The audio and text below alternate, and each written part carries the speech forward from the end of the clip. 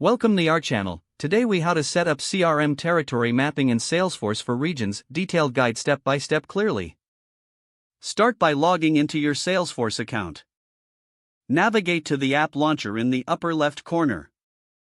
Search for and select Salesforce Maps. Once in Salesforce Maps, locate the Territory Management option on the sidebar. Click on Territory Management to access the setup page. Here, you will see options to create and manage your territories. To create a new territory, click on the New Territory button.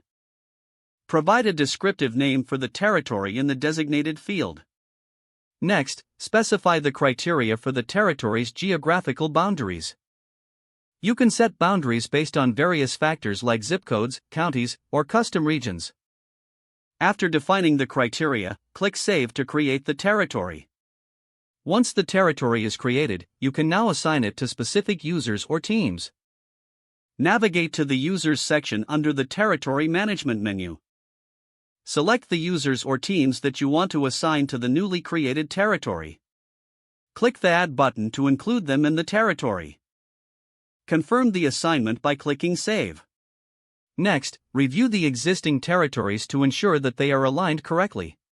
You may need to adjust overlaps or redefine boundaries as necessary. To visualize your territories, go back to Salesforce Maps Home. Use the mapping tools to view territorial areas on the map. Zoom in and out to ensure the territories are well defined and appropriately sized.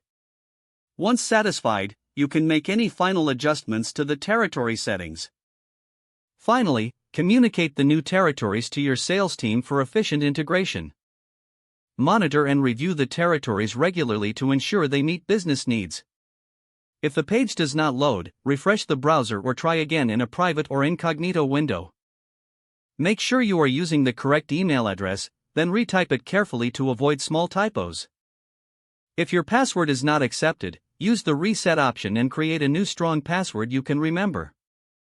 Check your spam folder for verification or security emails, then complete any requested confirmation steps. Enable two-factor authentication if available to improve account security and reduce unauthorized access risk.